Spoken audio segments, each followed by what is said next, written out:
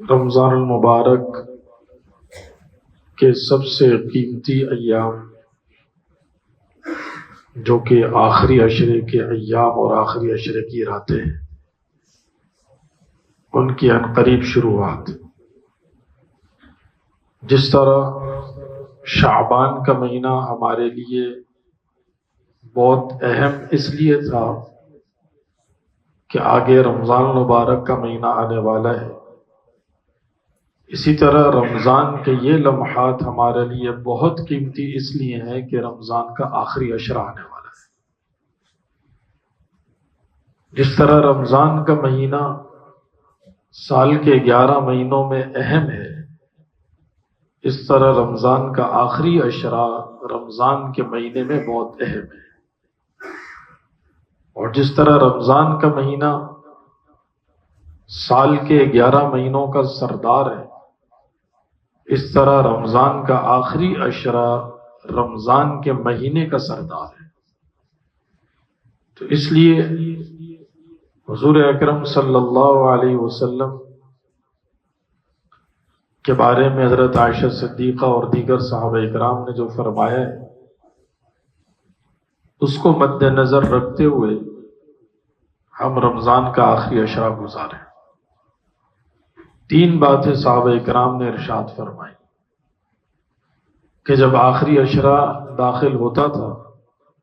تو حضور اکرم صلی اللہ علیہ وسلم کی ایک صفت یہ ہوتی تھی کہ شد میزرہ، کہ آپ عبادت کے لیے کمر کس لیتے تھے، خوب تیار ہو جاتے تھے، عبادات کو اور بڑھا دیتے تھے۔ آپ یہ سمجھیں کہ رمضان کے مہینے میں ہم اپنی عبادات کو معمول سے بڑھا دیتے ہیں، تو جتنی رمضان کے مہینے میں عبادات کو ہم نے بڑھایا ہے تو رمضان کے آخری عشرے میں مزید عبادات کو بڑھانا ہے۔ اگر کسی نے یہ نیت کی تھی کہ میں رمضان کے مہینے میں مکمل قرآن کریم ختم کروں گا، تو اس کو یہ نیت کر لینی چاہیے کہ رمضان کے آخری عشرے میں بھی ایک مکمل قرآن کریم انشاءاللہ ختم کروں گا، اس لیے کہ عبادات بڑھ جاتی ہیں۔ اور دوسری بات صحابہ اکرام فرماتے ہیں کہ احیا لیلہ، کہ حضور اکرم صلی اللہ علیہ وسلم رمضان کے آخری عشرے کی راتوں میں جاگا کرتے تھے عبادت کے لیے۔ اور تیسری بات فرمائی کہ ایقظ اہلہ، صرف خود نہیں جاگتے تھے بلکہ اپنے گھر والوں کو بھی جگانے کا اہتمام کرتے تھے، یعنی پورے گھر میں ایک ماحول بنایا ہوا تھا کہ رمضان کا آخری عشرہ صرف اور صرف عبادات کا عشرہ ہے، اس کو بہت زیادہ قیمتی بنا کر گزارنا ہے۔ اور یہ بھی ذہن میں رکھیں کہ حضور اکرم صلی اللہ علیہ وسلم نے ارشاد فرمایا ہے کہ انما الاعمال بالخواتیم، کہ اعمال کا دار و مدار انسان کے خاتمے پر ہوتا ہے۔ اختتام کیسا ہو رہا ہے؟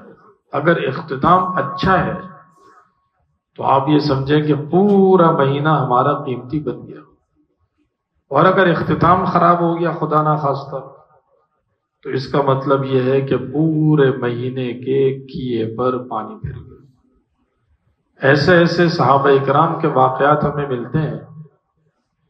جو حضور اکرم صلی اللہ علیہ وسلم پر ایمان لائے۔ ایمان لانے کا کیا مطلب؟ کہ پہلے والی زندگی بغیر ایمان کے گزر گئی، ایمان لائے، اللہ کے رسول صلی اللہ علیہ وسلم سے پوچھتے ہیں کہ اللہ کے رسول کیا حکم ہے ہمارے لیے؟ حضور اکرم صلی اللہ علیہ وسلم فرماتے ہیں کہ ابھی رمضان کا مہینہ تو نہیں ہے کہ روزے کا حکم دوں، ابھی اس وقت کوئی نماز کا وقت بھی نہیں ہے کہ میں یہ کہوں کہ یہ نماز پڑھنی ہے،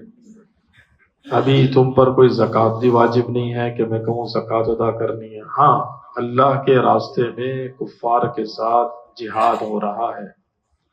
اس میں شامل ہو جاؤ۔ اگر اللہ نے شہادت کی موت دے دی تو اللہ تعالیٰ جنت میں داخل فرما دیں گے۔ وہ صحابی جاتے ہیں اللہ کے راستے میں لڑتے ہیں، شہید ہو جاتے ہیں، اور ان کے جسم کو کوئی پہچان نہیں سکتا، اس لیے کہ نئے نئے مسلمان ہوئے۔ حضور اکرم صلی اللہ علیہ وسلم کے پاس صحابہ اکرام آتے ہیں اور کہتے ہیں کہ اللہ کے رسول، ایک بندہ ایسا ہے جو پہچان میں نہیں آ رہا۔ حضور اکرم صلی اللہ علیہ وسلم دیکھتے ہیں اور آپ فرماتے ہیں کہ یہ وہ خوش نصیب مسلمان ہے جو مسلمان ہوا، ابھی تک اس نے ایک نماز نہیں پڑھی، ایک روزہ نہیں رکھا، اس نے ابھی زکوٰۃ ادا نہیں کی، حج نہیں کیا، لیکن شہادت کی برکت سے اللہ تعالیٰ نے اس کے لیے جنت کا فیصلہ کر دیا۔ دیکھیں، زندگی کا اختتام اچھا ہوا، آخر میں مسلمان ہوا۔ ساری زندگی اسلام پر نہیں گزاری، آخر میں آ کر اسلام قبول کر لیا، لیکن اللہ تعالیٰ نے اس کے لیے جنت کا فیصلہ کر دیا۔ اور ایسے لوگ جنہوں نے ساری زندگی پیغمبر کی فرما برداری میں گزاری، اللہ کی عبادات میں گزاری، خدا نہ خواستہ آخر زمانے میں آ کر وہ بہک گئے، آخر زمانے میں آ کے وہ مرتد ہو گئے، آخر زمانے میں آ کر انہوں نے نبی کی مخالفت شروع کر دی۔ قرآن کریم میں ایک شخص کا ذکر ہے، بلعام ابن باعورہ کا، کہ آخر میں اس نے حضرت موسیٰ علیہ السلام کے خلاف نعوذ باللہ بد دعا کرنے کی کوشش کر لی دنیا کی لالچ میں آ کر۔ وہ تو اللہ نے زبان ہی الٹی چلا دی، وہ موسیٰ علیہ السلام کے خلاف زبان چلاتا تھا اور چلتی موسیٰ علیہ السلام کے حق میں تھی۔ وہ خود پریشان ہو گیا کہ بس میں گیا۔ اللہ تعالیٰ نے قرآن کریم میں اس کی مثال دی کہ ان تحمل علیہ یلہث او تترکہ یلہث، کہ اس کی مثال ایک کتے کی طرح ہے۔ اللہ تعالیٰ نے قیامت تک کے لیے اس کے بارے میں یہ کتے والی مثال لکھ دی۔ پوری زندگی تو پیغمبر کی فرما برداری کرتا رہا، آخر میں آ کر نافرمانی ہو گئی تو سارے کیے پر پانی پھر گیا۔ اس لیے ہمیں سارے کیے پر پانی نہیں پھیرنا۔ ایسا نہ ہو کہ رمضان کا آغاز ہمارا بہت اچھا ہوا، ماشاءاللہ کچھ لوگ ایسے تھے جنہوں نے 6 دن میں، 10 دن میں، 15 دن میں قرآن کریم سنا، اتنے کھڑے ہو کر محنت مشقت کے ساتھ تراویح کا اہتمام کیا، روزے رکھے، اور آخری عشرہ آیا، بس انہوں نے کہا اب تو سب ختم، تراویح بھی ہو گئی، سب ہو گیا، روزے بھی رکھ لیے تھے، اور آ کے اگر آخری عشرے کو ضائع کر دیا تو سارا کیے پر پانی پھر جائے گا۔ اس لیے آخری عشرہ بہت زیادہ قیمتی عشرہ ہے، بہت ساری وجوہات کی وجہ سے، اور حضور اکرم صلی اللہ علیہ وسلم اس کو اعتکاف کر کے اتنا زیادہ قیمتی بناتے تھے کہ دنیا سے کٹ جاتے تھے، اور 24 گھنٹے مسجد میں اعتکاف کرتے تھے تاکہ یہ لمحات ضائع نہیں ہونے چاہیے۔ اور کچھ اعمال ایسے ہیں حضور اکرم صلی اللہ علیہ وسلم کے جو زندگی بھر کے اعمال ہیں،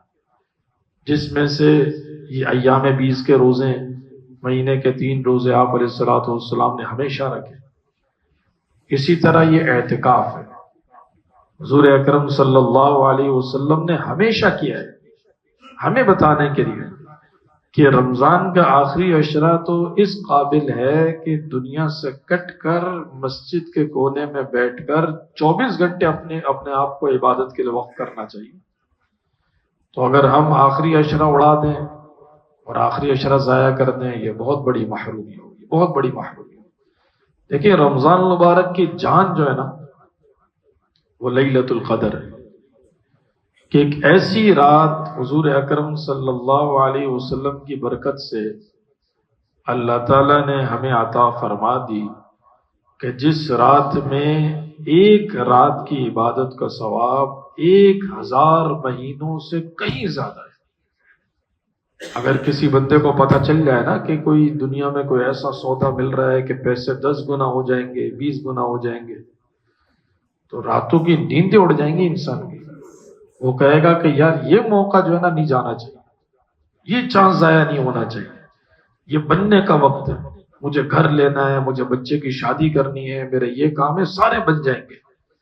اب وہ کبھی کسی پارٹنر کو ڈھونڈتا ہے، کبھی کسی سے ادھار پکڑنے کی کوشش کرتا ہے، لیکن وہ کہتا ہے یہ موقع نہیں جائے ہاتھ سے۔ دیکھیں دنیا کی سوچ ہمیں اس لیے آتی ہے کہ دنیا کا نفع ہمیں آتا ہوا نظر آتا ہے،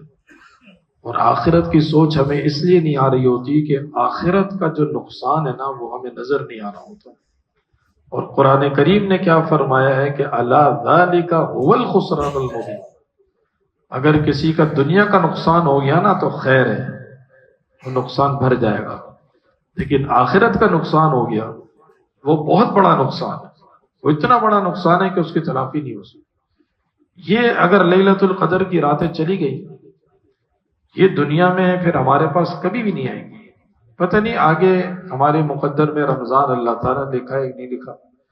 پتہ نہیں آگے صحت ہے کہ نہیں ہے۔ تو یہ جو لمحات آ رہے ہیں، جو آخری عشرے کی طاق راتیں آ رہی ہیں، 21ویں رات ہے، 23ویں رات ہے،